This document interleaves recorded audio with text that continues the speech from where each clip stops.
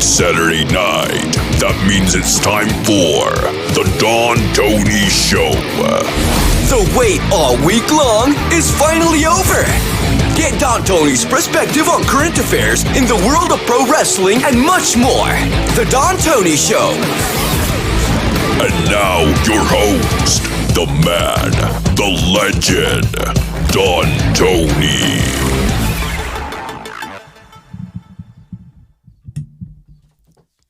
Hey, did you catch that very subtle edit that WWE did on SmackDown when they paid tribute to superstar Billy Graham? Did anybody catch the edit? Caught it right away. Because the Wednesday Night Dynamite episode that's on DonTony.com, the first opening clip of the show was a vintage Billy Graham promo. And they featured it on the SmackDown tribute. And they closed the tribute with a little line, and it was something that was edited out. If you go back and watch it, you'll know what I'm talking about. Billy Graham, when he did his promos, he would say, on occasion, what you see is what you get, and what you don't see is better yet. They actually edited out the second word see yesterday. No joke. So if you go back and you watch it, you'll hear him say, what you see is what you get, and what you don't is better yet. Because the sentence before that line is for directed towards the women. Get it? Like what you see is what you get, and what you don't see, insinuating I think that's a little tacky. Come on, man. In this day and age, you edit out one word. Oh, give me a break. But hey, they paid tribute, and that's what matters at the end of the day. I tell you, I am very, very happy at the level of tribute that is going around for Billy Graham. And look, on YouTube, you get all those bot videos that will, bait you into clicking this and clicking that, and they're just looking for ad revenue. But, leaving work yesterday, I'm listening to a local radio station, 1010 Wins News, and they talked for a good minute about superstar Billy Graham. I was like, whoa, that's pretty damn cool. And then, you see some of the entertainment outlets. I was watching an entertainment show last night on regular TV, and they paid tribute to Billy Graham. Listen, I could go on and on and on. And I'd rather you all tune into the legends. Let them tell you how much superstar Billy Graham meant to the industry. Personally, had a lot of issues, burned a lot of bridges. Anybody that goes back with me many years, remember when we covered his issues with Chris Jericho? That was creepy at that time. I mean, oh, man. But listen, 79 years old. As I said Wednesday, and I'll repeat it here, I saw people, do the generic wrestling news sites. We are saddened by the tragic death. You live to be almost 80. And the life that superstar lived, I don't consider that tragic. I mean, it sucks the way he went out. A lot of infections, loss of hearing, complications from diabetes, congestive heart failure, everything was failing. That man lived almost to 80. And you see what that guy did in his lifetime. Jesus. I'll be happy if I live to be in my 70s. Rest in peace, superstar Billy Graham. Rest in peace. By the way, I know there's a lot of you out there that don't like Dave Meltzer. But Dave Meltzer put up a really, really in-depth, nice tribute to superstar Billy Graham on his newsletter online. Go check it out. It's actually worth a read. It is really, really well done. So, and speaking of Meltzer and Alvarez, Wade Keller, we could go on and on and on with the journalists. My friends, I think I succeeded Wednesday preparing you for the 7 days of nonsensical bullshit that was going to take place online about CM Punk. and AEW. The idea that this building is paid for and reserved, and this building is on hold, and if this happens and this doesn't happen, and the best part about it is, Ace Steel has become the center of all of their reasoning for saying all this nonsensical bullshit. And the greatest thing about it is, if you go back maybe 2 weeks ago, I've been a meeting that we covered and a lot of places covered. Fightful reported and others that CM Punk met with Jericho in Florida with Tony Khan and some other people. In that report, they talked about Ace Steel returning in some capacity. I'm not going to get into what everybody has done since Wednesday, but I will say this, straight and to the point. These journalists have succeeded about making this story about Collision and CM Punk. They've succeeded in making the story about them. Who could get the most exposure? Now Wade Keller, I talked to people in AEW, and what was the line? That there's a lot of people in AEW would be happy if CM Punk just goes away. Oh, go fuck yourself, seriously. Warner Brothers Discovery just inked a deal with AEW to have Collision, and whether CM Punk is on it or CM Punk is not on it, Collision still goes on. Everything you've seen since Wednesday is a big disrespectful fuck you to the AEW roster.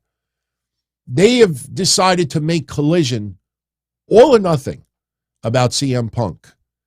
They have made that debut show in Chicago, June 17th, all about Punk or nothing. Well, guess what? June 24th, Collision takes place. June 30th, or that Thursday, June 29th, Collision takes place. July 8th, it takes place. The 15th, the 22nd. Collision is not about one person, one episode, one location. And these journalists that have done that, not all, I want to make that clear, but the ones who have done that since Wednesday, I prepped you Wednesday. Just like for 2 weeks, I prepped you. The $1 billion announcement that was never made. The $1 billion announcement that never happened. Why is it that we're the only ones that knew that for weeks and weeks and weeks? Actually, you know what? Mike Johnson, and I've warmed up on Mike Johnson. I don't like criticize him anymore, but I personally think he did a little bit of a pussy move this week. I don't know if you caught it, but Mike Johnson reported on Thursday morning that, my sources tell me that there was never a plan for a TV deal announcement, TV extension, money, years for Dynamite and Warner Brothers up front in Madison Square Garden. You waited until Thursday where you could have put that out there 2 fucking weeks ago. You know why you waited till Thursday? Because the little troll was more concerned about posting it early and then being wrong. So once the upfronts happened and there was no announcement, we were told all along there was never going to be an announcement. Unbelievable. Just unbelievable. All of this shit that's going on with Collision is all about these journalists. It's all about anti-Punk, and it's a big fuck you to the AEW roster. And a lot of them don't even realize that they are disrespecting an entire roster, the company, everything about it. But don't worry, everyone. By this Wednesday, the 24th of May, that will stop. It'll stop. So, how is everybody doing this weekend? I am a little under the weather. I posted on social media. I started the keto diet again on Wednesday. Today is day 4. And it's only 4 days, and, I'm fine as far as following it, but I'm now dealing what is called the keto flu. I'm not going to get into specific details of what my bathroom life has been in the last 2 days, but I am not feeling well at all right now. So if I'm a little bit extra like cranky today. That's probably the reason why. But it's all good because within, I'm hoping, a day or two, the flu will go away and then we'll be back to business. Now, for those that are interested, we got two special episodes coming up. First of all, Sunday night at 8:05 p.m. Oh, disregard that date. Wrong plug. This is the right plug. 8:05 p.m. tomorrow, Sunday, the 21st of May, we're going to do a sit-down episode, and it's going to be pretty much everything but wrestling. So we're going to talk about life. We're going to talk about social issues. We're going to talk about all the shit that's going on in the world, anything that you want to talk about, even personal stuff, because that's something that keeps being brought up by a lot of you with feedback. Like, hey, there's a lot of wrestling shows out there, but, they don't basically take the time and talk about real shit. Just wrestling or nothing. So we'll do it tomorrow for one night. We'll see what happens. It might be an epic fail. It might end up being the beginning of something awesome. Also, Tuesday night, it'll be online around midnight. Kevin Castle and yours truly will be doing Night of Predictions. Night of Predictions. Night of Champions predictions. And if there's enough demand, maybe I'll convince Kev to do a recap and review the following week. And now I want to segue into some big news that originally was planned for Night of Champions. You have not seen the reports yet, but the reports will come out. We teased it on Monday because it was more of just the sausage sense than anything else. But my friends, this is what happens when journalists try to tease stuff, but they won't just come out and make the claims because they're so petrified of being wrong. Last Monday, when Ronda Rousey and Shayna Baszler attacked Raquel Rodriguez, we talked about it last Monday that Ronda Rousey and Shayna Baszler more than likely are going to Saudi Arabia, and they're going to dethrone Liv Morgan and Raquel Rodriguez for those tag titles if Liv Morgan is able to compete. We had no idea the extent of Liv Morgan's injury, and there's no secret. Saudi Arabia loves their Ronda Rousey. Fucking loves their Ronda Rousey. They love their Brock Lesnar. They love their Undertaker. They love their nostalgia. Last year was Lita. This year it's Trish. So Ronda Rousey and Shayna Baszler, start preparing yourself, everyone. They are going to be your next women's tag team champions. I will be shocked to shit. And I'd be shocked if they're not your next tag team champions. The question now is, do they get rowdy in Saudi or do they score on Raw? And now it looks like they will score on Raw. And the reason being is because WWE is not going to bring 4 sets of tag teams to Saudi Arabia to do a new champion. Yes, Night of Champions. Not every championship is being defended. Everybody talks about Roman Reigns. Well, Austin Theory is not defending his championship. The women's tag team titles are not being defended. Not every title is being defended at Night of Champions because there are a lot of belts. And they want to focus on quality and length than quantity. We don't need a pay-per-view premium live event with 12 matches. You give us 6, 7 solid matches, and we're good. We're good. So they have decided, and this is big news, they have decided that, let me pull it up. Let me give you the official announcement. Due to Liv Morgan's injury, Raquel Rodriguez and Liv Morgan have relinquished. They have vacated the WWE Women's Tag Team Championships. A new champion will be crowned on the May 29th episode of Monday Night Raw. They have decided against the idea of Raquel Rodriguez defending the championships by herself in Saudi Arabia against Ronda Rousey and Shayna Baszler. So what they have decided to do instead is have a match on Raw. Now, there is still a possibility of Ronda Rousey performing in Saudi Arabia. I don't think so anymore because, again, it's Night of Champions. Yes, Cody Rhodes and Brock Lesnar are not currently champions. That is a special attraction. It is a co-main event. WWE is going to start promoting this as a double main event or a triple main event. Brock and Cody is the main event in Saudi Arabia. The tag team title match is a main event in Saudi Arabia. The World Heavyweight Championship tournament final is a main event in Saudi Arabia. They just want to make all three feel equal. So they're going to average you're going to see pushing triple main event, triple main event, triple main event. Now with Ronda Rousey, not fighting for a championship really doesn't make sense to bring it to Saudi Arabia, in my opinion. Because then you get the mockery, like, why are they calling it Night of Champions? Isn't it just a regular premium live event? I mean, not every match is being defended a championship, and there's a lot of titles that are not on the line. So that's why it's not happening. Now, would you like a little spoiler? It's not a match spoiler, but I will show you. I don't think anybody will object.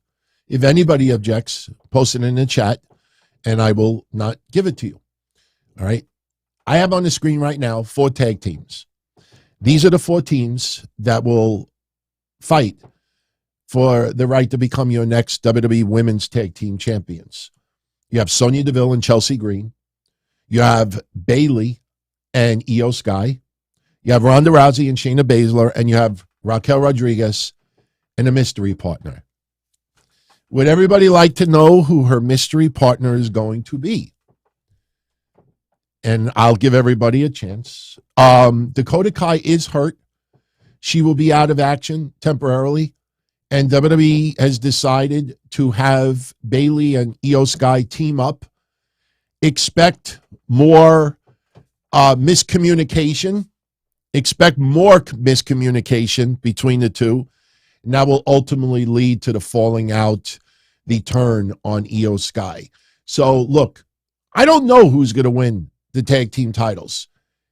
In my opinion, there's only one team that should get it, and that's Shayna Baszler and Ronda Rousey. And I'm going all in that they are going to win it. Shotzi Blackheart is going to be Raquel's tag team partner.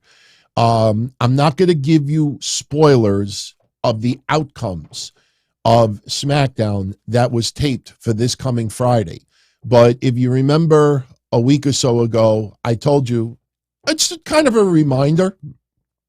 Every year, WWE does it. When they go to Saudi Arabia, they will tape the next SmackDown in advance because they don't hold SmackDown live in Saudi Arabia. So every year, that extra SmackDown is taped. And this coming Friday, SmackDown, which will be the 26th of May, it was taped. I will tell you the lineup, the matches. I won't tell you the outcomes, though. But Raquel Rodriguez teams up with Shotzi Blackheart.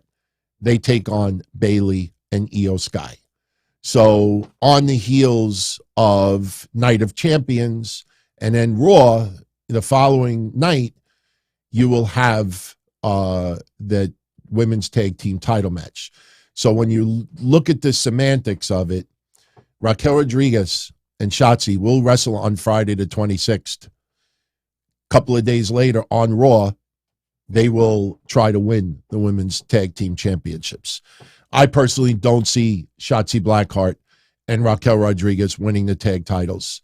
I absolutely do not see Bayley and Io Sky winning the tag titles. They need to screw up, and Bayley either needs to screw up or Bayley's going to get upset at Io Sky for not doing something she was supposed to do. They got to further that split storyline. Having them win the tag titles, even for a temporary amount of time, a very short amount of time, is not the way to go with this. And nothing against Chelsea Green and Sonya Deville, but they're more right now best utilized is just being annoying and then getting their asses kicked, especially Chelsea Green. That's where they're best right now. I'm not saying that they won't win gold down the line, but right now, complaining, getting, opportunities simply because of complaining, just getting under people's skin and getting their ass kicked. That's how you use them right now. So Ronda Rousey, Shayna Baszler. Ronda Rousey, Shayna Baszler. In less than 2 weeks, they will become your next women's tag team champions. And again, if I'm wrong, I'm wrong. Hey, wrestling, the beauty about wrestling is not always knowing what the outcome is going to be. To me, that's when wrestling is at its best. When you really don't know who is going to win a match, that is where the most excitement is. Unless a feud is so good that you know who's going to win. Hey, Cody. People still think that, with the Cody stuff. By the way, we have to address two important things. Seth Rollins and Drew McIntyre. All right. Because both of them may be clashing in the very near future. Let me give you the truth about some fake news going around right now. Seth Rollins is currently on the movie set filming Captain America: New World Order. Okay? It's not a big deal. Seth Rollins is not going to Hollywood. Seth Rollins will get some roles here and there, but he is currently filming for Captain America: New World Order. Filming with his stuff is going to wrap up this week. So what WWE decided to do for the 2 weeks leading into Night of Champions is do pre-recorded interview segments between him and Corey Graves. This Friday, SmackDown is recorded. Seth Rollins' promo interview this Monday is recorded. It's not a big deal, everyone. The article that is floating around that is 100% false and clickbait is concern over Seth Rollins and Hollywood. And I'm going to read you this way, when you see it pop up, you just ignore it. But it says, this is what everybody's running with. The concern, whether these kinds of movie roles are going to be commonplace for Seth Rollins, which would mean similar situations where he won't be present at WWE shows. The whole premise of announcing a new World Heavyweight Championship was that the winner would wrestle full-time, unlike WWE Universal Champion Roman Reigns. If Rollins wins and then ends up with more movie roles, it would kind of make the point moot about Seth. They didn't use the word moot. They don't even know what the fuck it means. They think it's just a misspelled cow sound. But it would be kind of defeating the point of the premise of the World Heavyweight Championship if Seth is not there full time. Because of this, here's the magic LY word, everyone. Because of this, there is reportedly hesitancy within WWE regarding the idea of Rollins winning the title. Go fuck yourself, whoever wrote that. There is no concern whatsoever.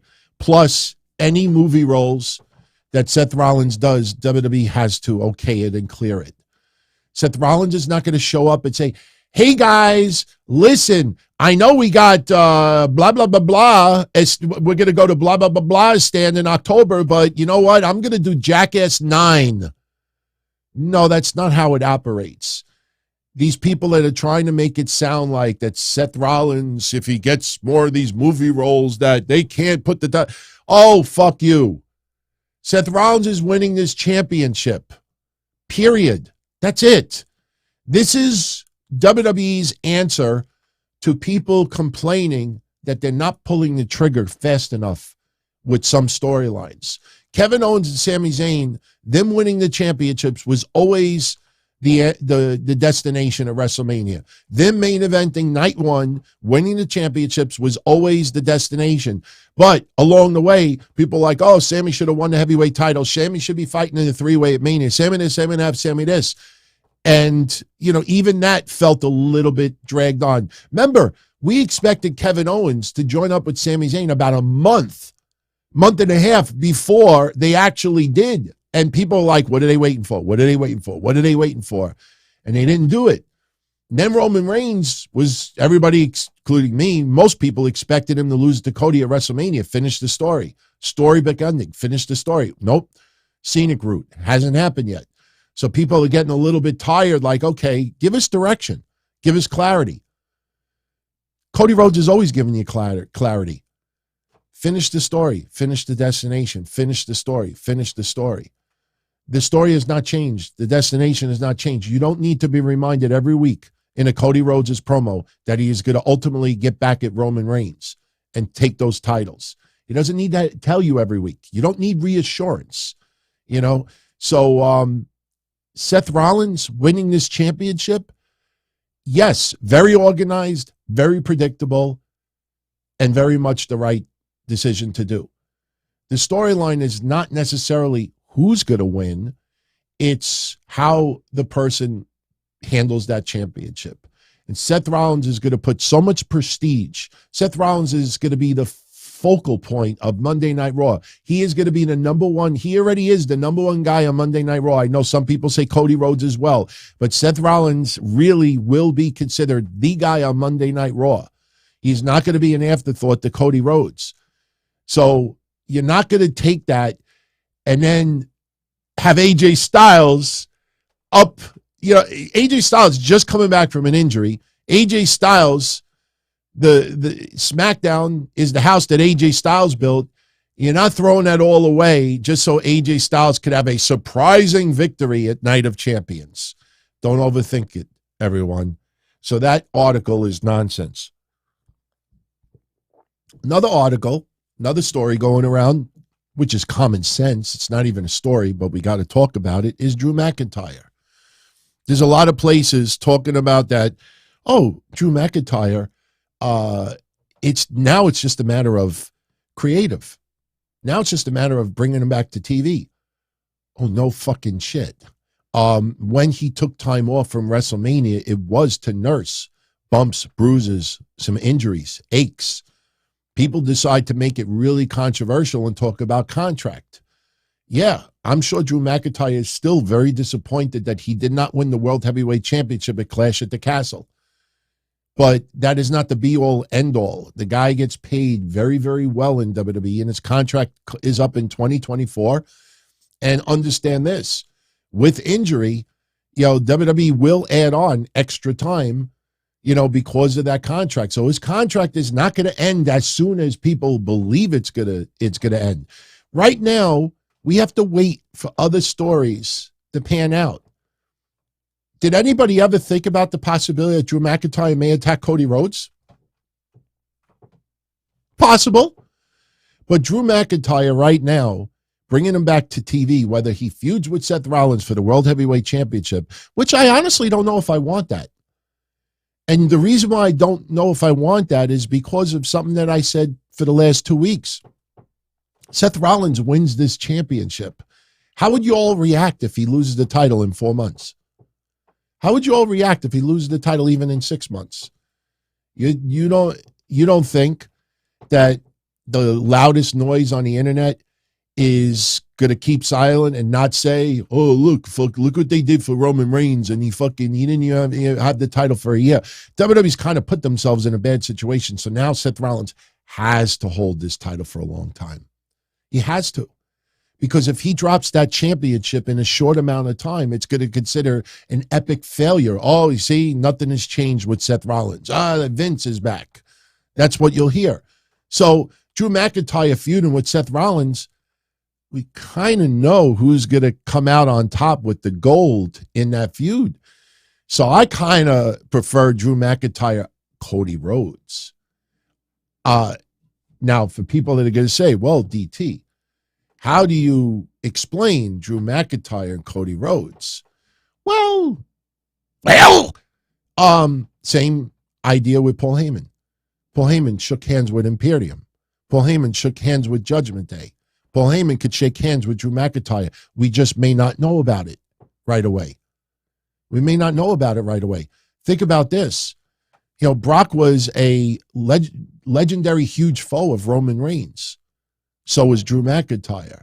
So if Paul Heyman is working out promises, remember, Paul, tell him Tell him what you promised me. Remember what we talked about with Brock Lesnar? You could say the same thing for Drew McIntyre. That maybe Paul Heyman promises Drew McIntyre another championship opportunity if you take out Cody Rhodes. Seed planting. Now, I don't work in the offices, so although what I'm saying may sound like a beautiful idea, makes total sense in the world, and it kind of would be pretty freaking unexpected and cool.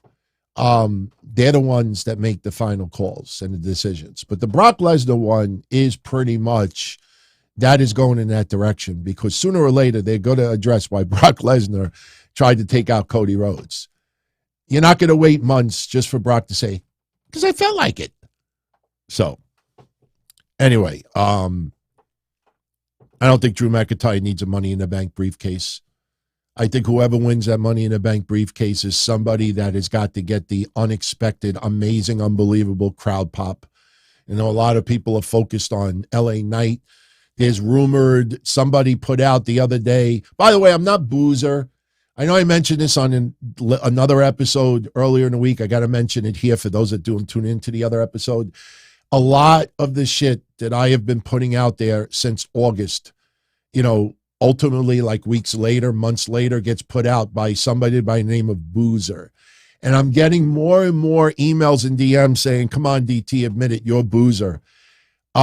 No, I'm not Boozer. I don't fucking tease stuff. Plus, that guy gets a lot more shit wrong because they don't know when. It's like an alcoholic. They don't know when to say when. Oh, yeah, this is going to happen. Oh, you see, this is going to happen. The best was, oh, yeah, no, big TV deal, $1 billion TV deal is going to take place at the upfronts. $1 billion, no, it's done. It's a done deal, $1 billion. And then no $1 billion deal. I thought you said there was going to be this major, huge TV deal. Yeah, it was AEW Collision. Oh, yeah, okay. Like Mercedes and AEW, and, we could go on and on and on. The third person in the Royal Rumble match is going to be a major surprise. So, yeah, Google the word Boozer. Boozer, Boozer. It's a guy on a message board that, cooks sausage. That's all he is. He cooks sausage. And because he, on the message board, sometimes gets it right, people think that he's this huge insider. He's just a fan that cooks sausage. When we were cooking sausage last year, I did that, and we continue to do that to prove a point that you really, if you pay attention and you're smart enough and you understand how the companies operate, you can figure it out. Here's a great example. LA Knight and Rick Boogs. I didn't even want to play it. It's 45 seconds from Monday, but maybe I will because I got the cue anyway. You remember a week or two ago, tons and tons of places, podcast sites, news, all losing their shit about LA Knight getting a tag team partner. And people are venting and cursing, and they're like, what the fuck are they doing with LA Knight? They're giving him a tag team partner. What the fuck are they going to do with Rick Boogs? This is going to be an oddball team, and people are losing their shit. And on Monday's show, I said, guys, it's simply to set up a match for SmackDown. That's all it was. I'm not going to play the clip. You tune into Monday's show, you could hear it. That's all it was. And they were going to lose. LA Knight's going to lay out Rick Boogs because he failed. That's all it was. There's no controversy. Rick Boogs having a feud with LA Knight, I don't know how long that'll last. They do face each other on this Friday SmackDown, by the way. But that's all it was. It was just to set up a match for SmackDown. There was no plans for Rick Boogs and LA Knight to be a steady tag team for the foreseeable future because they don't know what the fuck to do with LA Knight and this and that. It was nonsense. And they proved it on SmackDown yesterday. I mean, again, if you pay attention and you see, you can figure out half this stuff on your own. So yesterday with SmackDown, it opens up with the Bloodline. Roman Reigns, Solo Sikoa, and Paul Heyman come out. No Usos.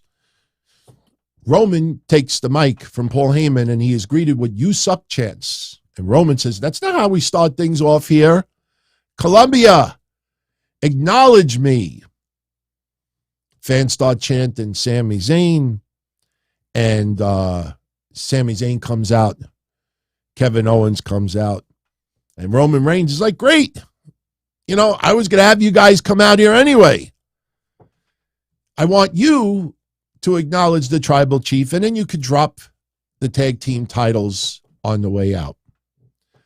So Kevin Owens, he's about to cut a promo. Instead, he just drops the titles, gets in Solo Sikoa's face. Oh, yeah. Oh, yeah. You're the one that fight Owens fight. You know, fight. So Roman Reigns mocks Kevin Owens a little bit. And Roman Reigns then focuses on Sami Zayn. Roman reminds us that he's had a special career with a lot of highs and some lows. And the biggest low of his career was wasting time on Sami Zayn. Sami Zayn grabs the mic, and his biggest regret is not smashing Roman Reigns with the chair sooner. And he brings up Montreal, brings up the Elimination Chamber, that we haven't faced each other, you know, since then. But now we're facing each other. It's going to happen at Night of Champions. And you're not as good as us. And you're not as good as the Usos. More seed planting. That maybe Sami Zayn ultimately may get through to the Usos a little bit about Roman Reigns being drunk on power. So Roman Reigns gets on the mic, and he starts talking about how he took out Sami Zayn. But before he can finish what he's saying, here comes the Usos, and they lay out Kevin Owens and Sami Zayn. And the Usos want acknowledgement. They thought they did a good thing. They expect Roman Reigns to be happy. Roman Reigns is pissed the fuck off. This is my ring. Nobody told you to do this. I didn't tell you to come out here and do this. We had one plan and you ruined it. So as Roman Reigns is about to exit the ring, he accidentally bumps into Solo Sikoa. And, you know, it's like one of those hood videos you see on Twitter. You know, like the binge watching that I see everybody doing now is just watching people beat the fuck out of each other in the streets. And unfortunately, a lot of these videos are black on white, white on black violence, or women beating the fuck out of each other. I mean, you see that? I mean, people are just fascinated about it. Meanwhile, our country is getting all fucked up even more. And people want to grab the popcorn. Yeah, until it comes to your neighborhood. But, you know, the Usos, they think they did a good thing. So Roman goes to storm off, and he bumps into Solo Sikoa. Little bump. Again, it's like one of those hood videos. Like you're on the train, you accidentally bump into something. No, excuse me. Yeah, no problem. Now it's excuse me. Boom, boom, boom, boom, boom. Kick, kick, kick, kick, kick. Let me live stream it on TikTok. So Roman just lightly taps Solo Sikoa, and Solo Sikoa looks like, the fuck you just do? Roman looks a little bit concerned, leaves the ring anyway. We come back from a break, and the Usos are in the back. Jey Uso is apologizing to Roman Reigns, and Roman is still pissed off. He had something specifically to say to Sami Zayn. You gave that fool a year of his life, and Roman couldn't say what he wanted to say because the Usos decided to do what they wanted to do and not what is best for the bloodline. Roman says he is the guy. He makes the choices, tells the Usos to get out. Get out. So they leave. And while you're watching this segment, you got to look at Paul Heyman in the back. I don't have any championship titles that I can hold right now. I'll use this tool bag. But in the back, Paul's like just holding the title like a baby. And he's just looking. It's fucking, when you watch these segments for a little added fun, just focus on Paul Heyman and you'll crack up. Pretty funny shit, man. Funny shit. Pretty Deadly over the Brawling Brutes. Sheamus is on commentary. Pretty Deadly doing what they do great in NXT, now on the main roster. Really, really good back and forth match. Crowd was into it. Again, you see other wrestlers graduating from NXT. You see people getting re-signed and brought back, and they get a debut match or a return match, and the crowd is just totally indifferent about it.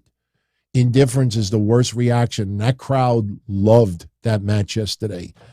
And Pretty Deadly, being snakes in the grass, and, you had Elton Prince tied up in the ropes, and the referee's distracted, and Elton Prince, frees himself, double teams Ridge Holland, and then he ties himself back into the ropes. That is so old school, man. And then Ridge Holland is pinned. And the referee, Kip Wilson's literally, Elton Prince is literally just like, help me get out of these ropes, like really selling it like he's tied into the ropes. Andre used to do that really well. Andre, if you ever see, like he would do these, he would get himself tied in the ropes and you really thought that motherfucker ain't getting out. And it would be funny when people would like punch Andre. Like they punch him in his stomach, but his stomach is so big, like it just wouldn't move. You just like, yeah, they did. But that was a fun match yesterday. Sheamus on commentary, not too thrilled about the outcome. That would actually come into play a little bit later on.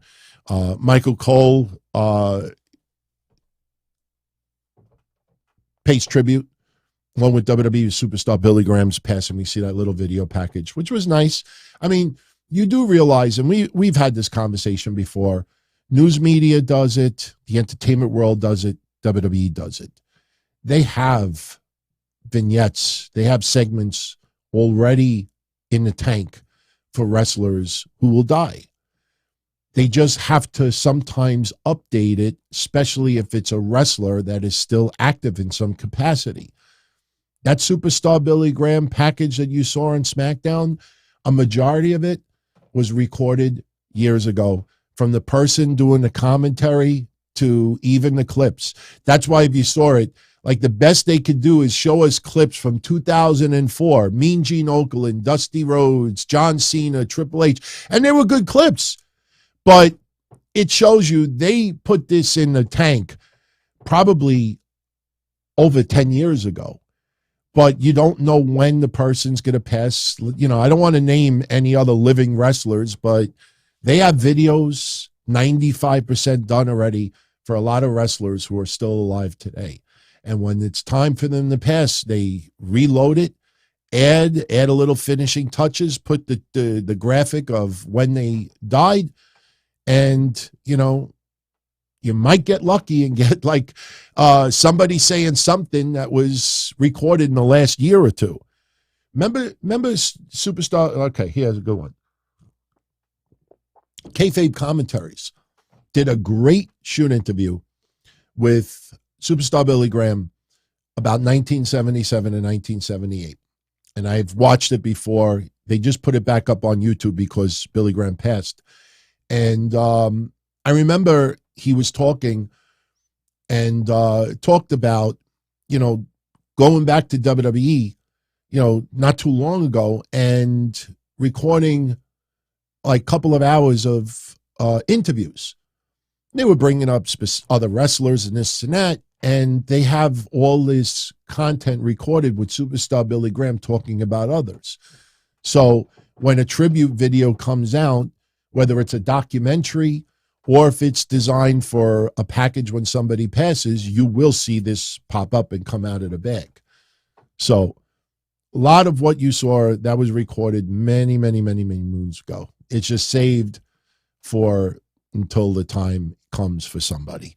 Believe me, some wrestlers that are very young, in their 30s and 40s, they got videos made up for them as well. I know that sounds awful, but it's true.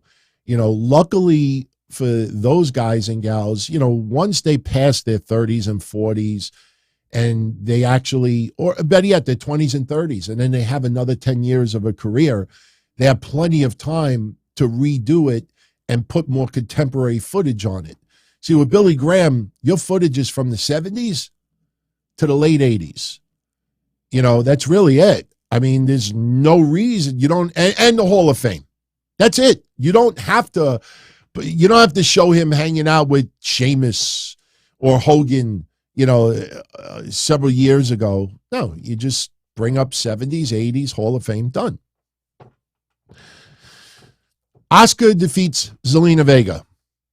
Zelina Vega cuts a promo before the match. She's in the back. She proved in Puerto Rico that she belongs, and she's going to show to everyone why she is ready for Asuka. Well, Zelina Vega had no chance of defeating Asuka, but this was a competitive match.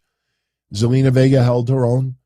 The 619, it gets a little corny because when wrestlers that don't, normally get stuck in the ropes, do it suddenly to get hit for 619, like they just like they're near the side of the apron and they just conveniently drop like a sack of potatoes on the middle rope. It's a little goofy, but Zelina Vega to 619, Meteora, but ultimately Asuka makes her tap out. She puts her in the Asuka lock. After the match is over, she continues a little bit of a beatdown. Bianca Belair's music hits. Bianca comes in to make the save. Asuka about to spit the green mist once again to Bianca, but this time Bianca is prepared for it. And we head into, they do have another segment on Friday SmackDown. I will tell you that. I'll give you the preview for SmackDown, non-spoiler, in a few minutes. Grayson Waller Effect with AJ Styles. This got mixed reviews. And I'm sure Grayson Waller was very, very nervous. Very nervous. Grayson Waller is AJ Styles. They have history with NXT. And Grayson Waller is talking about Night of Champions. And he recalls their time in NXT with AJ Styles. He says that AJ Styles been phenomenal for 20 years, first ballot Hall of Famer. What would it mean to you, AJ, if you win the title? And, you're expecting Grace Waller. Okay, Grace, now you got to act like a dick. It was a little too, calm for Grayson Waller, like not getting under your skin enough. Even after when Grayson Waller predicted who wins at Night of Champions. But AJ Styles talks about how he's been out of the ring for several months, the longest time that he's been out of the ring due to injury is an entire career. And he trained to return harder than anyone else. And when he got this opportunity to possibly go for the World Heavyweight Championship, not only did he jump at it, but he wants this title more than he wants to breathe air. I mean, really selling how much he wants this championship. And like I said, I said this last week. I said it with Seth Rollins 2 weeks ago. I had no problem with SmackDown wrestlers being in this tournament because we had a banger with Sheamus and AJ and Ray. Edge, AJ and Ray. And then you had Sheamus and Lashley and Austin Theory. Those were matches we probably would not have gotten because of this. And AJ shows, look, I'm a SmackDown guy, but why would I not want a World Heavyweight Championship? It's not a token title. It's the opportunity to become a World Heavyweight Champion. Of course, you're going to jump on that.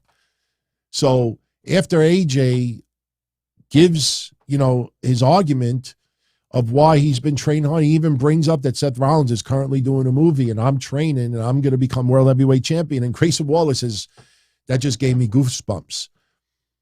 You felt like that Grayson Waller was a little bit too serious about this, but he ultimately predicts that the winner at Night of Champions will be Seth freaking Rollins. And then Waller and AJ have a little stare down. Music's playing. I don't know, something fell flat with this. I don't know if Grayson Waller needed to show that level of respect towards AJ Styles. I know that sounds kind of dumb, but if you followed Grayson Waller in NXT, you know, he was much more of an instigator, much more of a prick. And I'm not comparing old school to new school, but when you look at vintage Roddy Piper stuff and you look at vintage stuff with Jesse Ventura, you look at vintage interview segments, they don't give that level of respect towards the person that they're talking to. Yes, in this day and age, the heel always has to give a little bit of props to the baby faces they're talking to. But Grayson Waller yesterday, I think, might have done it a little bit too much. Hey, it's his first appearance doing the Grayson Waller Effect on SmackDown. It's not going to be the last. So, you know, but it did kind of fall flat yesterday. LWO's in the back predicting victory, why they will defeat the Usos. Street Profits over LA Knight and Rick Boogs. Rick Boogs is booging it up. Did they say, or booging out, I think it was. They say Boogalicious Knights. Not good. Anyway, LA Knight comes out first. That he's going for gold and the tag titles are included in that. And he's got to go through the Street Profits to continue, and he could beat the Street Profits with anyone, and that's why he's bringing out Rick Boogs. Rick Boogs coming out.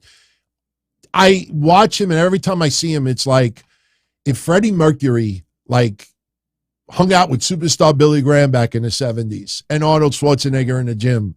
I mean, that's kind of, I think, what would have happened. I'm not kidding. It's kind of like Freddie Mercury meets like Ted Arcidi or something. But, you know, he's interacting with the fans, and, you know, he's got the flex thing, and LA Knight's just looking at him like, yeah, all right, whatever. You know, like, all right, let's win this match. They have the match, and Rick Boogs going full-blown 80s. Wow. Forgive me with that one. I just brought up Freddie Mercury, and I said full-blown 80s. Yeah, okay. He went retro 80s. It could, yeah, I know. That's just the way it just sounded. It's like, if you know how Freddie Mercury passed, you know why I'm saying that. So Rick Boogs going all 80s, you know, like an 80s wrestler. The only thing I didn't like was, you know, when he picked up Montez Ford and he's pressing him 10 times, instead of body slamming him, he like dumps him back into the corner. And, you know, I just thought like, all right, that's a little too goofy. And he's curling Angelo Dawkins, and he's showing off his strength. But ultimately, in the end, we get a miscommunication. Rick Boogs charges after Montez Ford. Ford gets out of dodge, and Rick Boogs accidentally knocks LA Knight off the apron. Montez Ford takes him down, hits the sky high, gets the pin. And after the match is over, LA Knight showing like, hey, you know, better luck next time. We'll get him again. And this and that. And you know what's going to happen. We talked about it on Monday. Boogs is going to lose. LA Knight's going to tease like, all right, no big deal. And then he's going to lay him out. And that's exactly what he did. He laid him out. And this leads to LA Knight versus Rick Boogs on SmackDown. Cameron Grimes in the back talking about how it's unbelievable that his debut on SmackDown is in the record books as one of the shortest matches in the history of WWE. He feels like he's living a dream, and he wants to go straight to the top. No. I don't want to just go straight to the top, Megan Morant. I want to go to the moon. And the crowd didn't. I guess a lot of them don't watch NXT. Because I expected a lot of people, you know, hear that noise, to the, it was very, very polite. I think a lot of people wasn't expecting it, but that sets up a match for Cameron Grimes Friday as well. Karrion Kross.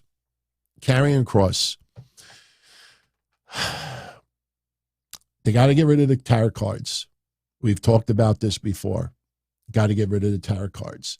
Cuts awesome promo, great in the ring. But burn those tarot cards. Seriously. Make, you know, those houses out of the tarot cards. You know, get rid of them. It's not helping his character at all. It's actually backfiring over and over and over again. Yesterday, we see a segment. He's in the back, and he's talking about, his next opponent, and he's looking at Scarlett, this and that. My doorbell's ringing. Too bad. He whips out a tarot card of AJ Styles, and AJ Styles is next as a victim. Didn't like it at all. And I saw moments ago Rain Entertainment with this $5 super chat. Thank you, Rain. What do we do with Karrion Kross? Is it simply a matter of his character not translating with the casual audience, or typical WWE negligence? Much love, DT. Thank you very much, Rain. It's very hard to be intimidating when you lose. He had the tarot card for Drew McIntyre. Ultimately, Drew McIntyre came out on top. He had the tarot card for Shinsuke very recently. Shinsuke came out on top. He will have a match with AJ Styles. I don't want to give any inkling as far as what happens in that match. Personally, though, the tarot cards, let me say it like this. Let me tell you why I would get rid of the tarot cards. This is not a knock on Karrion Kross, but I honestly think everybody will agree with me when I say this.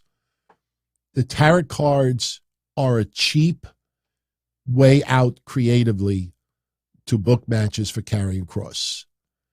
Instead of having an altercation, and listen, we've had altercation before. Remember the parking lot with Kross? I'm not saying that he doesn't have them, but the tarot cards specifically, the tarot cards are the cheap way out of giving Karrion Kross a feud in a match.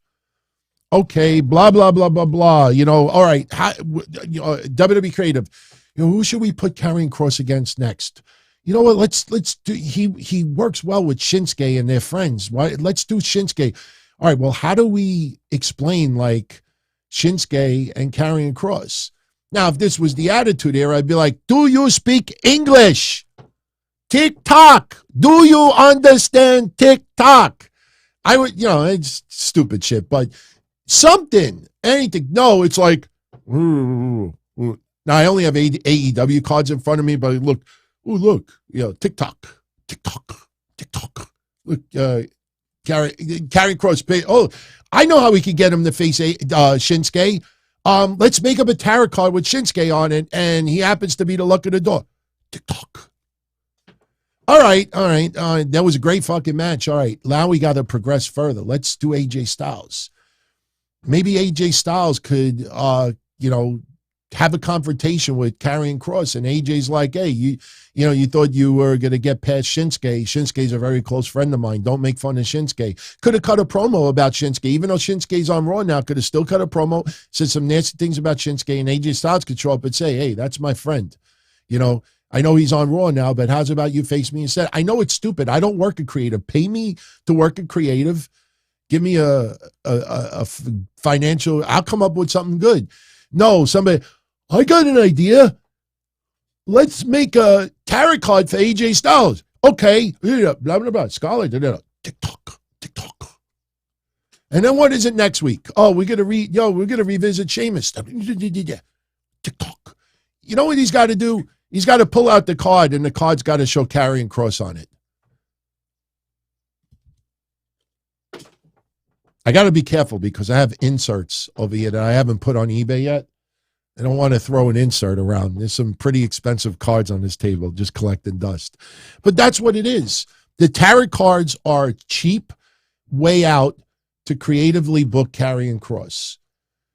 No, confrontation, no promo exchange, no this, just, all right, we want to put this person against Kross, but how do we explain that? Oh, TikTok. And they show a tarot card. Again, this is not a knock on Karrion Kross at all. Zero. Get rid of the fucking tarot cards. By getting rid of the tarot cards, now WWE Creative has to think a little bit. What are you going to do next? I don't have it anymore. What are you going to do? Like lotto balls? You can have him spin around the lotto balls and he pulls one out of the paper? Oh, TikTok. TikTok. Stop with the random picking of things. I don't like it. I don't like it. And I know what some people are going to say. Well, DT, he's not randomly taking a set of WWE tarot cards and just saying, hey, pick a card, any card. Ooh, look, coffee. No, that's not how it's being done, but that's how it's coming across on TV. It feels very fucking random. This is the storyline. For people that think I don't know, the storyline is that Karrion Kross is targeting Shinsuke. So he gets a tarot card. Shinsuke, you're next. TikTok. Fails. Now, Karrion Kross wants AJ Styles. Karrion Kross makes up a tarot card. Alan, TikTok. So that's what the story is. But on TV, we ain't stupid. We know creatively, WWE this is their cheap way out of trying to explain AJ Styles taking on Karrion Kross. And then what? More tarot cards? Get rid of the tarot cards. Austin is like, I like you. TikTok. That's how he said TikTok. I could do his whole promo, but I won't. I won't.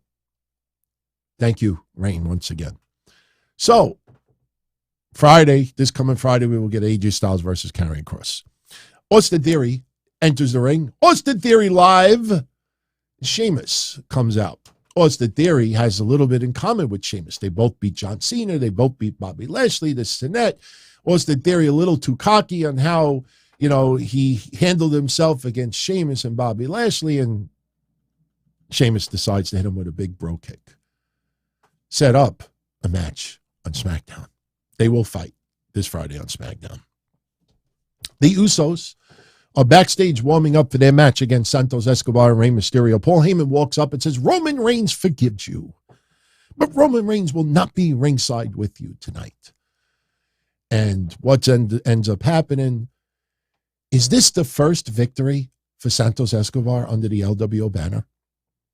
I didn't look, but it sure feels that way. Santos Escobar and Rey Mysterio defeat the Usos to main event SmackDown. Excellent match. Crowd is loving it. This is awesome. 619s, attempted 619s. Usos doing what they do. Santos Escobar. I don't know, anybody notice? I'll tell you about two people right now. Santos Escobar and CM Punk. I know it's random. If you pay attention to both of their physiques very closely, Santos Escobar has probably put on at least 10 pounds of muscle. CM Punk as well. CM Punk, pay attention to his arms.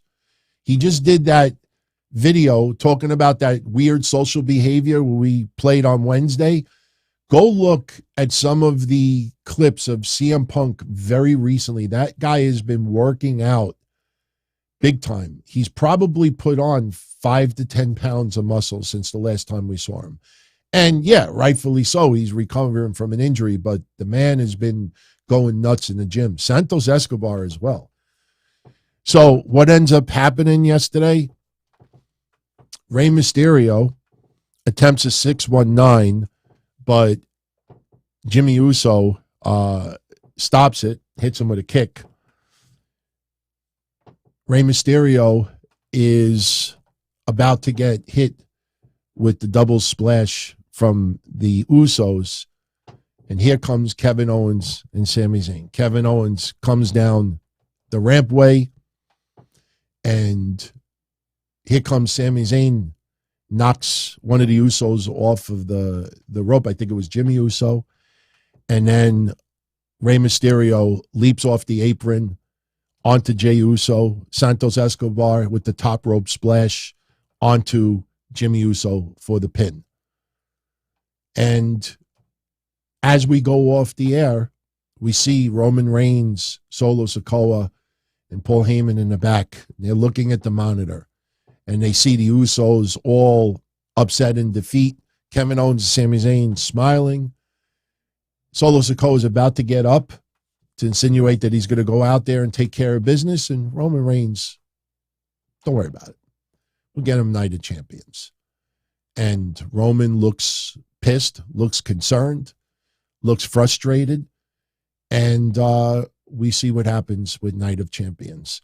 Now, look, Tuesday, Kevin and I will be doing predictions. I will tell you right now, I personally, and I kind of brought this up before, ain't no chance Roman Reigns and Solo Sikoa winning those tag titles. The Usos probably will cost them the titles, and that will lead likely to the match between the Usos, Solo Sikoa, and Roman Reigns. Don't know if they'll do that for SummerSlam, but it's definitely a possibility. But right now, no shot.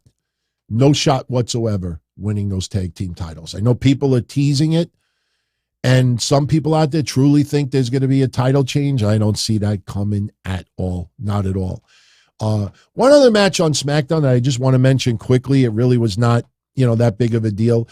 But, it's good now because of the fact that the women's tag team championships are currently vacant. But Alba Fire and Isla Dawn, they wrestled a very quick match, beating Valentina Feroz and Yulisa Leon. And right now, they're the only women's tag team champions on the main roster. They look good, quick match, and I liked that they faced two other women in NXT. Very quick match, but showcased enough where they look like they belong. Again, this idea of a unification match, no. Especially if it's Ronda Rousey and Shayna Baszler, no. Ultimately, Alba Fire and Isla Dawn will be defending those titles on an NXT episode. When WWE is ready for another tag team to take the reign as NXT tag team champions, that's when you'll see Alba Fire and Isla Dawn lose those championships. It could happen at Battleground. I heard that they may be doing the Great American Bash on July 4th, which I think lands on a Tuesday.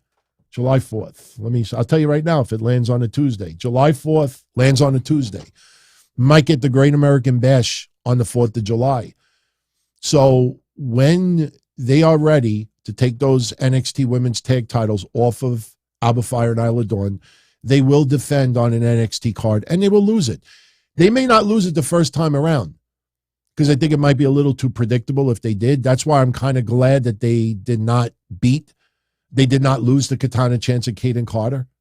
When they fought the NXT episode right after the draft was completed. So, Nero Faye with a 6th spot. You're the man, DT. Thank you, Nero. Thank you. I hope everything is well. I read from afar what's going on in Israel, and, I don't know in our lifetime if we're ever going to, see what we look to see, but that doesn't mean that you don't that doesn't mean you stop the fight. I do see a lot of good things coming out of that area of the world. It's just here in the United States, there's so much shit going on right now. It's crazy. It's crazy. I'm sure people are going to bring it up on Sunday, tomorrow's episode. So whatever you guys bring up, that's what we're going to talk about. You want to talk about Bud Light? You want to talk about the Walmart shit going on in California? The TikTok videos now of people running into elderly people on the streets and stealing their dogs and running away, going into random people's. It's crazy. And the worst thing about it is, it's always happened. It's happened even when I was a kid. But the thing now is everybody is becoming an internet celebrity as a result, licking ice cream in a supermarket and putting it back on the shelf. People have been doing that for decades, but now everybody realizes, hey, I could record myself doing it, put it online, and I'm a celebrity. It's a weird shit going on, man. Weird shit. So anyway, this Friday, non-spoiler, AJ Styles will wrestle Karrion Kross. Rick Boogs will take on LA Knight. Cameron Grimes will wrestle Ashante Adonis. Raquel Rodriguez will team up with Shotzi Blackheart to take on Io Sky and Bayley. And Sheamus will wrestle Austin Theory for the United States Championship. We will have 2 in-ring segments, one with Asuka and Bianca Belair, and the other one will feature the Bloodline, Kevin Owens and Sami Zayn. What members of the Bloodline, I will not tell you. You have to tune into SmackDown. But a little confusion. SmackDown Friday airs at 8 p.m. Eastern.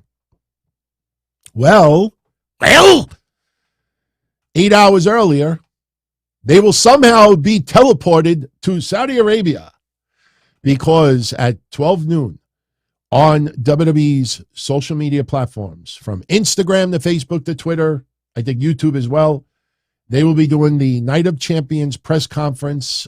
They have advertised Kevin Owens, Sami Zayn, AJ Styles, Seth Rollins, Mustafa Ali, Gunther, Trish Stratus, Becky Lynch, Solo Sikoa, Roman Reigns, Brock Lesnar, and Cody Rhodes. Triple H will be there as well.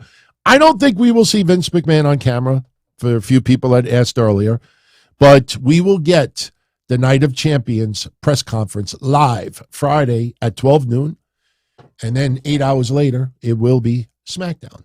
So, couple other news tidbits, and we are going to jet out of here. Couple of things quickly about AEW and Impact Wrestling. Okay, definitely have to bring this up. We got bad news again, everyone. We got bad news. Trinity had her first in-ring match on Impact against Kylan King. I saw the match. The match was fucking great. Trinity pulling out moves that you never really saw her do in WWE. Unfortunately, the rating, let me just say it like this, to say it nicely, because I root for Impact Wrestling. If you haven't noticed, I really want to see them turn the corner. Trinity's debut only broke 100,000 viewers, barely broke 100,000 viewers. Her debut on Impact, that was heavily advertised, was less than the following week. Last week, Impact with Trinity on, and listen, she's only on one segment. I don't want anybody to think like, oh, how many people do you expect to tune in? It's not about just having people watch Trinity's match. It's about people that, hey, this show's pretty good. Let me watch the whole show. It's not that long. Last week, it did 115,000 viewers. This week, I don't have the number yet. But what I do know is that it went down. It went down significantly. And the demo that everybody loves to, focus on demos. Let me put it this way. AEW this week on the demo did like 0.28. That is 14 times more than Impact Wrestling's demo. The demo this past week for Impact Wrestling, the 18 to 49, is either 0.02 or less. So their rating may not have even broke 100,000 viewers this week. This is Trinity's first 3 weeks on Impact Wrestling. Why can they not get even 10%, 20% added viewers to stick around? Wasn't that, listen, we're not talking 5-10 years ago where viewing habits change, and 10 years ago we didn't have this and we didn't have that, and people watch this at their leisure. That, it was only a little more than 2 years ago with Tessa Blanchard, and I'm not saying that Tessa Blanchard was the be-all, end-all with good ratings. They were doing low to mid-twos. And you had Kenny Omega as their champion, which I think fucked up Impact Wrestling big time, because it sent a message to the Impact Wrestling fans that our own roster is not capable of holding our championship. We need to have an AEW wrestler hold it for a very long period of time just to have it lost to another AEW wrestler, and that was Christian Cage. Oh, no, but Christian's back with Impact Wrestling. Yeah. How long did that last? They can't even break 120,000 viewers with all the hype of Trinity. That's kind of mind-boggling, to be honest with you. Let me tell you something else. AEW this week did 800. What did they do? They did 800 and somebody get me the number. AJ for Impact Wrestling this week. They did somewhere in the low eights. Oh, I got it. 814. Impact Wrestling didn't even break 110,000 viewers this week, and AEW barely broke 814.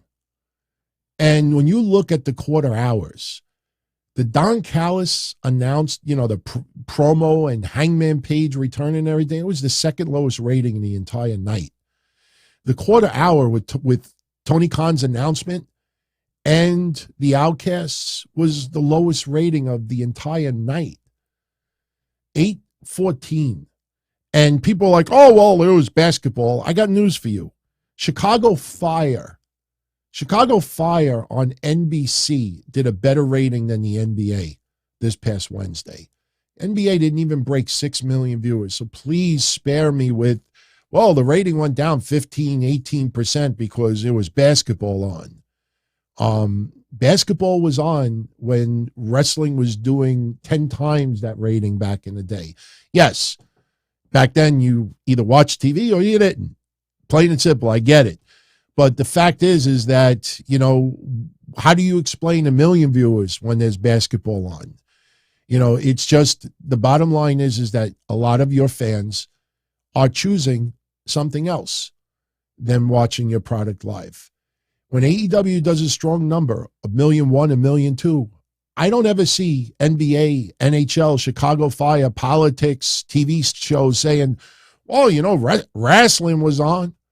Our numbers weren't all that good because wrestling was on last night. That All Elite Wrestling. Nobody makes an excuse for the only people that make excuse for dismal numbers are wrestling fans. Ever notice that? You never see any basketball, baseball, hockey, politics, Survivor, Chicago Fire, CSI, ASI, STD. You don't ever see anybody making, WWE was on yesterday. Only wrestling fans do that shit. It's getting a little annoying, to be honest with you. Fight Forever. Fight Forever. There's a rumored on sale date, June 27th. Fightful put that out there. I will tell you that the origin that came from was an international video game website that has where you could pre-order the game and it will be shipped out June 27th. Everybody from Amazon to Walmart and everyone else still has December 31st, 2023 as their on sale date. There's nothing else online to back up the June 27th date. Personally, that is a Tuesday. And if I was AEW, I would have the video game go on sale either on a Wednesday or on a Thursday or Friday. You announce it that the game will be on sale tomorrow or Friday, or this a very random date to choose June 27th. I personally don't think that date will stick. But when I get more news, I will let you know. The best news about this, though, is the game is getting close to being released. That game is getting very close to being released, and that's a good thing. That's a good thing. So, Rampage yesterday, the Acclaimed and Billy Gunn over Ari Daivari, Josh Woods, and Tony Nese. Jade Cargill beat Danny B. After the match was over, Taya Valkyrie issues the rematch challenge. They will be fighting again at Double or Nothing this time. Dustin Rhodes over Bishop Khan. John Moxley, Claudio Castagnoli, and Wheeler Yuta over Best Friends and Bandito. Now, some matches have been announced for Double or Nothing as a result of what went down on Rampage. They have finally, somebody pointed out to me that it's since Thanksgiving that they have been doing the Keith Lee, Swerve Strickland stuff. Was it Thanksgiving when they were doing the fucking, that seems too far away. But they've been waiting that long to have them two go at it. But they finally had that confrontation on Rampage. They haven't made the announcement yet, but a lot of people think we are going to see Swerve Strickland versus Keith Lee or a possible tag match happen at Double or Nothing. MJF versus Sammy, Jack Perry and Darby Allin for the heavyweight championship. FTR defending the tag titles against Jeff Jarrett and Jay Lethal. Wardlow taking on Christian, a ladder match for the TNT title. Orange Cassidy will be defending his International Championship in a blackjack battle royal, 21 participants. The only names announced so far with him is Aaron Solo, Powerhouse Hobbs, and QT Marshall. He's supposed to fight against Kyle Fletcher on Wednesday. I don't expect a title change. Don't be surprised you'll see some New Japan guys added to this battle royal. Jamie Hayter will defend the AEW Women's Championship against Toni Storm. We got the Blackpool Combat Club versus the Elite Anarchy in the Arena. Jade Cargill will defend the TBS Women's Championship or TBS Championship against Taya Valkyrie. You know, I was just thinking about this. You think AEW would dare have Jade Cargill drop the title to a guy? Do you think they would introduce Jade Cargill wrestling men? I think that could happen. Because the TBS Championship, they never used the term women with it. I just wanted to throw it out there, not to cause controversy, but if you notice, they never call it the TBS Women's Championship. I think in the spirit of China, in the spirit of, even Tessa Blanchard and some others, I think Jade Cargill one day may turn around and say, you know what? I've beaten all the women here. Yeah, they're not going to have Britt Baker come out and this and that. And I know there's some names that, it's weird how Jade Cargill never crosses paths with them. But I wonder if she says, I'm a little tired. I want a new challenge. Any guy in the back wants to face me. And then have her beat up some guys. I'm telling you, Jade Cargill versus men. I wonder if that happens. Not tomorrow, but I wonder down the line if we get Jade Cargill versus men. No, I don't think we'll get Jade Cargill versus Wardlow. I think that would be a little bit of a disaster. I would pay to see Jade Cargill versus James Ellsworth, because James Ellsworth wasn't he pushing the intergender championship a while back? I have her beat the fuck out of him. And guess what? I think he would do the job. No questions asked. If he got paid. The only thing is with James Ellsworth, there's been a little controversy. It's been a few years since the controversy, but still not good controversy to have. So the firm of Ethan Page, Austin Gunn, and Colton Gunn will be taking on the Hardy Party. And the stipulation is, I think if the Hardy Party wins, doesn't Matt Hardy now own the contract of Ethan Page? So the firm getting smaller and smaller. We had the firm deletion. We have Big Bill and Lee Moriarty no longer part of the group. Now it's down to a few. And maybe I think one. I know people are sick of the contracts, but hey, I'd rather have some storyline with Matt Hardy and Ethan Page than none at all. And Adam Cole versus Chris Jericho will be an unsanctioned match, as we expected. Now, people are reporting they're going to do a contract signing on Wednesday. I don't believe it's going to be a contract signing. How do you sign a contract for an unsanctioned match? I think what they should sign are like hold harmless agreements, that AEW drafts up legal papers that they are not responsible what happens in the match between Chris Jericho and Adam Cole. We'll supply a referee, but maybe they should do a special guest referee. I don't think they will, because we're only a week away. That would be kind of, cutting it close. But have them sign hold harmless agreements. If you don't know what a hold harmless agreement is, Google it. I'm not going to start explaining it right now. But easiest way I can is AEW is not responsible if anything happens to either one of the guys. So, all right. I think we are done. I'm looking down my list. Oh, I do have one other thing. It's a little sad. I don't want to end on a Debbie Downer, but keep Jerry Lawler in your prayers. He is having still a rough go trying to recover from the stroke. Jim Ross was on his podcast and he talked to Jerry Lawler, and he says, and this is a statement from Jim Ross, I talked to Jerry Lawler just the other day. He's still struggling with his health.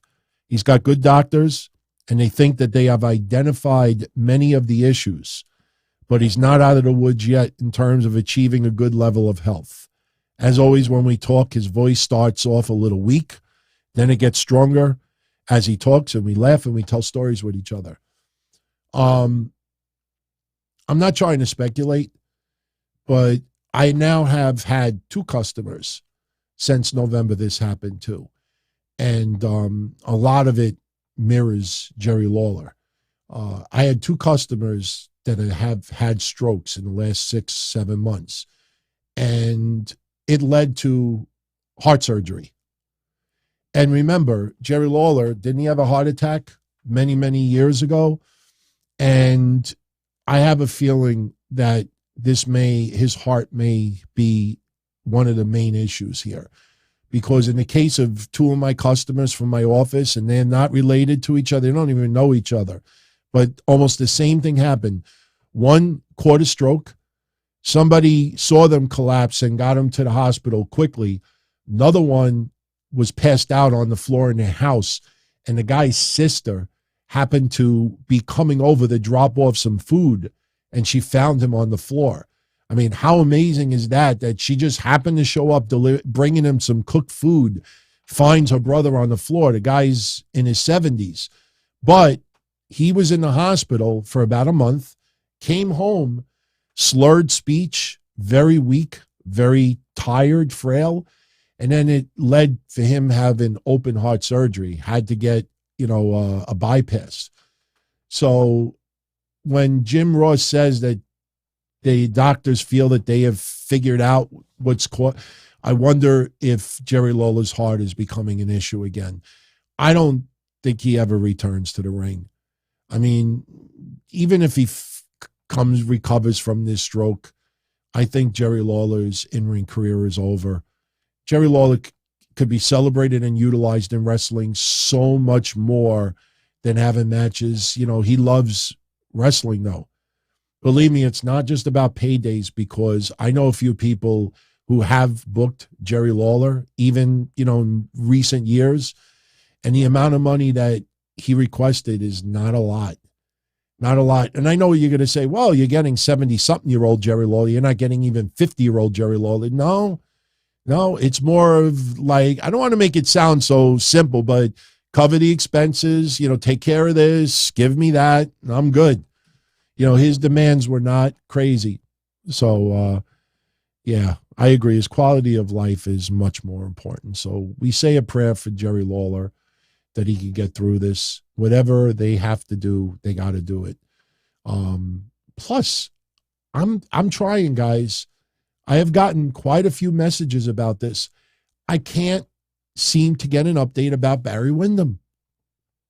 None. And you got to be a little careful about it, because you don't want to pry into the family. You know what I mean? But I talked to someone who is very, very good friends with Bray Wyatt.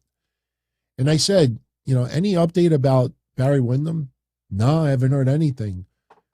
Does Bray bring him up at all? No, he doesn't bring him up much at all. I said, well, if you hear anything, let me know. I said, even if, it's something that I shouldn't make public. I said, I just want to make sure that, he's okay. And he's like, yeah, if I hear anything, and nothing.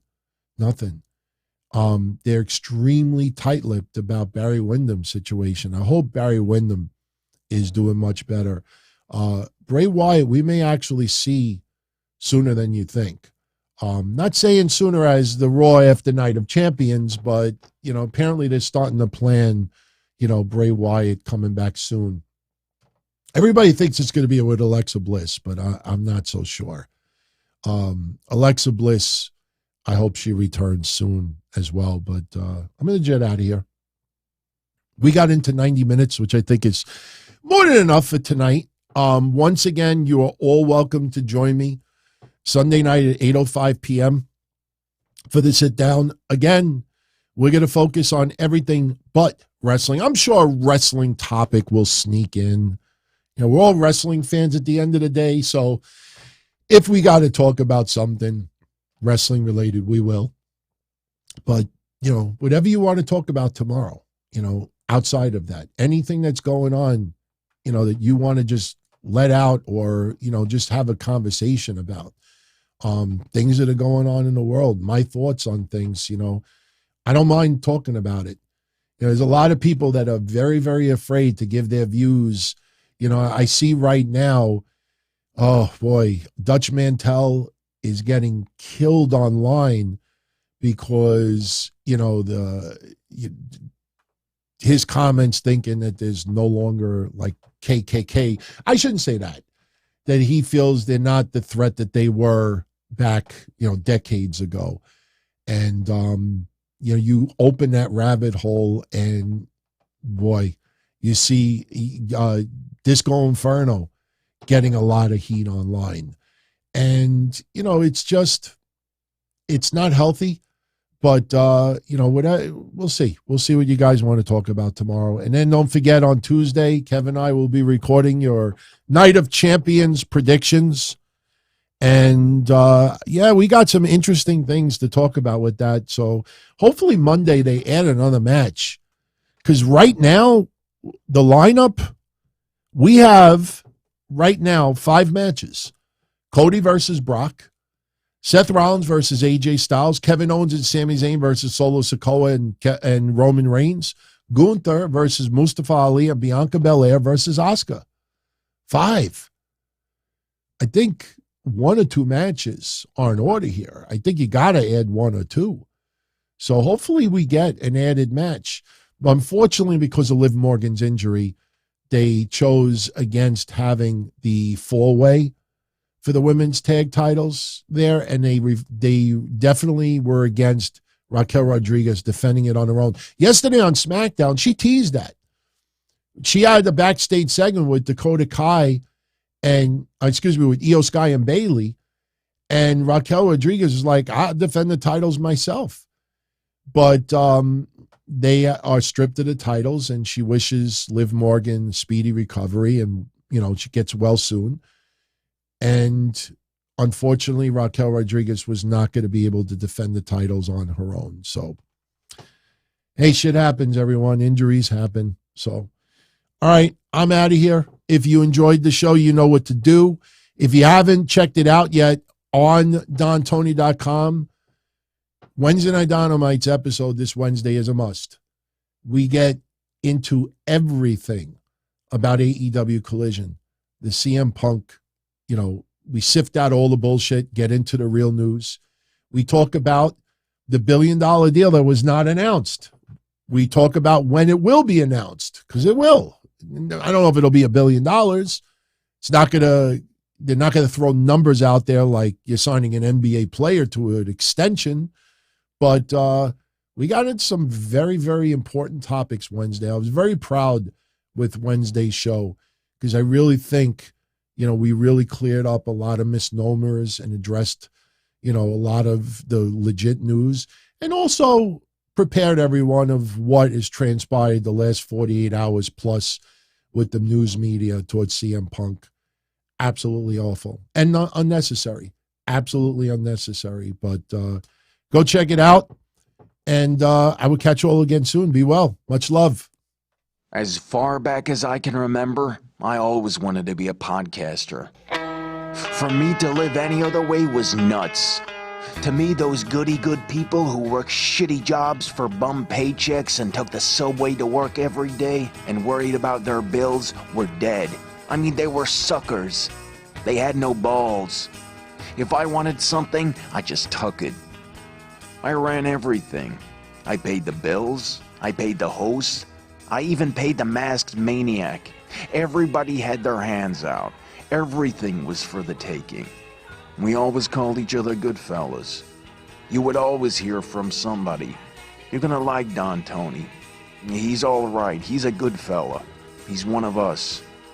But if you're part of my crew, nobody ever tells you they're gonna get rid of you. It doesn't happen that way. There weren't any arguments or curses like in the movies. See, your haters come with smiles. They come as your friends, the people who've claimed they care the most for your life.